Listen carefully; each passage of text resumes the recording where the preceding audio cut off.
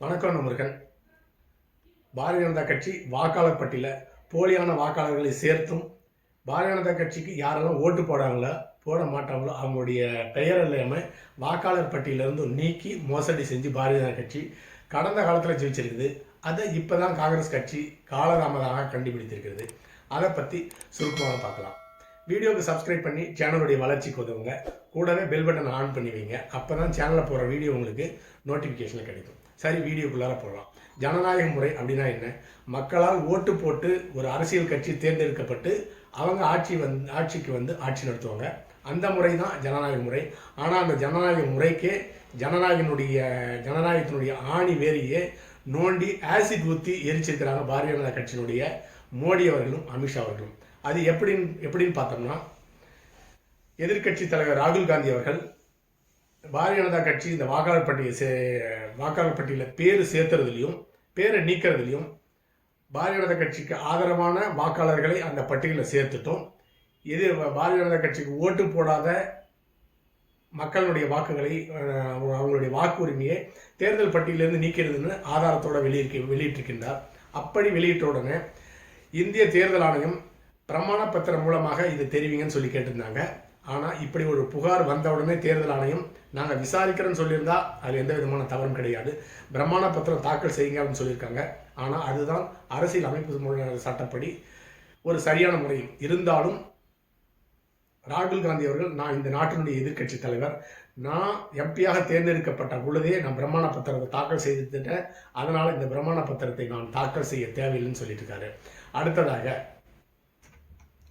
தேர்தல் ஆணையம் கடந்த காலத்தில் ஆளுங்கட்சி எந்த கட்சியோ அந்த கட்சிக்கு சார்பான நிலைப்பாட்டை தான் எடுப்பாங்க. அவர்கள் மீது, அதாவது சொத்து கணக்கை தவறாக தாக்கல் செய்திருந்தாலோ அல்லது வேறு ஏதாவது தவறான அந்த படிவத்தில் தவறாக இருந்தாலோ அல்ல ஊழலாக ஓட்டு போட பணம் கொடுத்திருந்தாலோ ஆளுங்கட்சியின் மீது தேர்தல் ஆணையம் கடந்த காலத்தில் நடவடிக்கை எடுக்காது. அப்படிப்பட்ட சிறு தவறுகளை செய்து கொண்டிருந்த தேர்தல் ஆணையம் தற்பொழுது தொடர்ந்து பாரதிய ஜனதா கட்சி 12வது வருஷமாக மத்தியில் ஆட்சி செய்வதன் காரணமாக எவ்வளவு பெரிய குற்றங்களை செய்தாலும் பாரதிய ஜனதா கட்சி தங்களை காப்பாற்றுகிற நம்பிக்கையில் தேர்தல் ஆணையம் ஒட்டுமொத்தமாக மிகப்பெரிய வாக்காளர் பட்டியலில் சேர்க்கிறதுலையும் நீக்கிறதுலையும் முறைகேடில் ஈடுபட்டிருக்கிறது. தேர்தல் ஆணையம் பாரதிய ஜனதா கட்சியினுடைய RSSனுடைய ஒரு அங்கீகரிக்கப்பட்ட ஒரு அமைப்பாகவே செயல்பட்டு கொண்டிருக்கிறது. இந்த தைரியம் தேர்தல் ஆணையத்துக்கு எப்படி வந்தது? பாரதிய ஜனதா கட்சி எப்படியும் நீதிமன்றத்தை தங்களை காப்பாற்றிடும் அப்படிங்கிற நம்பிக்கையில தான் தேர்தல் ஆணையம் இதை செய்திருக்கிறது. அடுத்ததாக, வாக்காளர் பட்டியலில் ரீடபிள் ஃபார்மேட்டில் வாக்காளர் பட்டியல் இல்லாத இது ஒரு மிகப்பெரிய குறை. ரீடபிள் ஃபார்மேட்டில் இருந்தால் கம்பேரிசன் பண்ணி, அதாவது இந்த வாக்காளரில் ஒரே ராமசாமின்னு வச்சுக்கோங்க, ராமசாமி பேரில் எத்தனை வாக்காளர்கள் இருக்கிறாங்க, அவர்களுடைய அப்பா குப்புசாமினா மகனுடைய பேர் ராமசாமி, அப்பாவுடைய குப்புசாமி பேரில் எத்தனை வாக்காளர் இருக்காங்க, அவங்களோட டோர் நம்பர்லாம் ஒரே மாதிரி இருக்கா வெவ்வேறு மாதிரி இருக்கான்னு சொல்லிட்டு ஈஸியாக கம்ப்யூட்டரில் கண்டுபிடிச்சிடலாம் வித்தின் செகண்டில். அப்படி ரீடபிள் ஃபார்மேட்டில் தேர்தல் ஆணையம் இந்த வாக்காளர் பட்டியலை இன்னும் சேர்க்கவில்லை. அதற்கு காரணம் அரசியல்வாதிகள் ஈஸியாக போலி வாக்காளர்களை சேர்த்தலாம் அப்படிங்கிற ஒரே ஒரு காரணம் தான். அடுத்ததாக, ஆன்டி இன்கம்பன்சி. கடந்த 10 வருஷமாக பாரதிய ஜனதா கட்சி மிக மோசமான ஆட்சியை இந்தியாவில் ஆட்சி பண்ணிட்டு இருந்தாலும் 2026 பாராளுமன்ற தேர்தலில் தொடர்ந்து 3வது முறையாக வெற்றி பெற்று ஆட்சி அமைச்சிருக்குது. இந்த இடத்துல தான் காங்கிரஸ் கட்சிக்கு சந்தேகம் வந்திருக்குது. ஆன்டி இன்கம்பன்சி இருந்தும் தேர்தல் கருத்து கணிப்பு இருந்தும் பாரதிய ஜனதா கட்சி எப்படி வெற்றி பெற்றது அப்படின்னு அவங்களுக்கு ஒரு சந்தேகம் ஏற்பட்டது. அந்த சந்தேகத்தின் அடிப்படையில் பெங்களூரை சேர்ந்த மகாதேவபுரா அப்படிங்கிற கான்ஸ்டியூஷனை இவங்க ஒரு சாம்பிளுக்காக எடுத்திருக்காங்க. அந்த தொகுதியில் இருக்க வாக்காளர் பட்டியலாம் ஆராய்ச்சி செய்ததில் 1,250,000 போலி வாக்காளர்கள் அந்த தொகுதியில் கண்டுபிடிக்கப்பட்டிருக்கிறாங்க. ஆனால் அந்த தொகுதியில் 2026 பாராளுமன்ற தேர்தலில் பாரதிய ஜனதா கட்சி ஜெயிச்சது 37,000 வாக்கு வித்தியாசம் தான் ஜெயிச்சிருக்கிறாங்க பாரதிய ஜனதா கட்சி. ஆனால் அந்த தொகுதியில் போலி வாக்காளர்களுடைய எண்ணிக்கை 1,250,000 போலி வாக்காளர்கள் இருந்திருக்காங்க. 4 பிரிவாக பிரித்து அந்த போலி வாக்காளர்களை அவர்கள் தேர்ந்தெடுத்திருக்கிறார்கள். போலி வாக்காளர்கள், அந்த தொகுதியிலே இல்லாத போலி வாக்காளர்கள் அப்படிங்கிற பிரிவில் முதல் பிரிவில்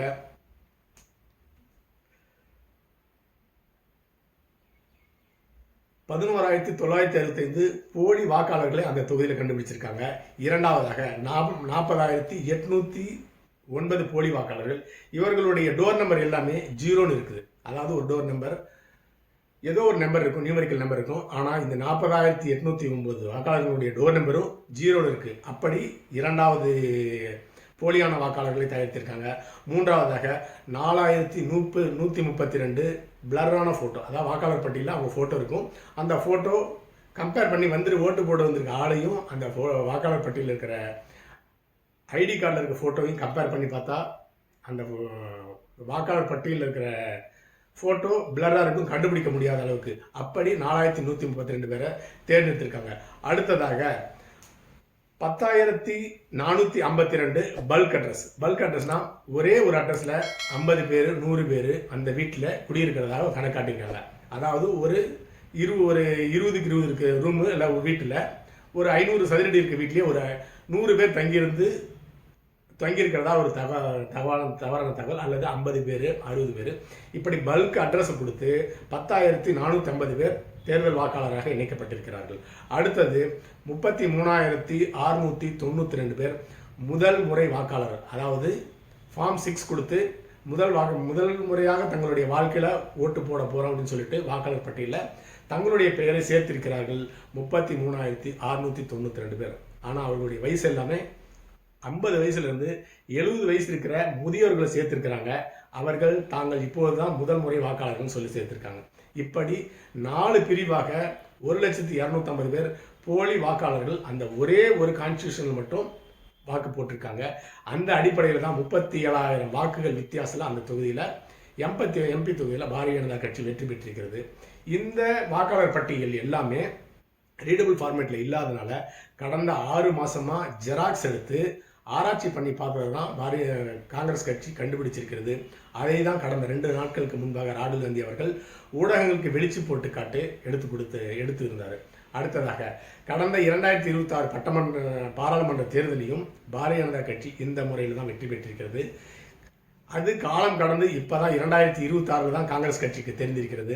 அன்னைக்கே கண்டுபிடிச்சிருந்தா கண்டிப்பாக போலி வாக்காளர் பட்டியலை நீக்கி தேர்தல் நடத்தியிருந்தா கண்டிப்பாக 3வது முறையாக பாரதிய ஜனதா கட்சி பாராளுமன்ற தேர்தலில் வெற்றி பெற்று ஆட்சி அமைச்சிருக்காது. அடுத்தது இப்படிப்பட்ட குற்றச்சாட்டு வந்தவுடனே தேர்தல் ஆணையம் தானாக முன்வந்து விசாரிக்கிறேன்னு சொல்லியிருக்கலாம். ஆனால் தேர்தல் ஆணையம் பிரமாண பத்திரம் தாக்கல் செய்ததுன்னு சொல்லியிருக்காங்க. அதற்கும் ராகுல் காந்தி அவர்கள் சரியான பதிலை கொடுத்து விட்டார். சரி, தேர்தல் ஆணையம் ஏன் தானா முன்வந்து விசாரிக்கணும்னு கேட்டிங்கன்னா, தேர்தல் ஆணையமும் பாரதிய ஜனதா கட்சியால் விலைக்கு வாங்கப்பட்டு விட்டது அப்படிங்கிற காரணத்தினால்தான். அதே போலவே கீர்த்தி சிங் அப்படிங்கிற ஒரு வாக்காளர் 4 இடத்துல ஓட்டர் கார்டு வாங்கியிருக்கிறாரு. 2 ஓட்டர் ஐடி கர்நாடகாவிலையும் 2 ஓட்டர் ஐடி மகாராஷ்டிராவிலையும் வாங்கியிருக்காங்க. மகாராஷ்டிராவிலையும் இதே முறையில் தான் பாரதிய ஜனதா கட்சியும் அதனுடைய கூட்டணி கட்சியும் ஆட்சி அமைத்திருக்கிறது. அடுத்ததாக பாரதிய ஜனதா கட்சி மீது தேர்தல் ஆணையத்தில் புகார் கொடுத்தா அந்த புகார் மீது நடவடிக்கை எடுப்பதில்லை.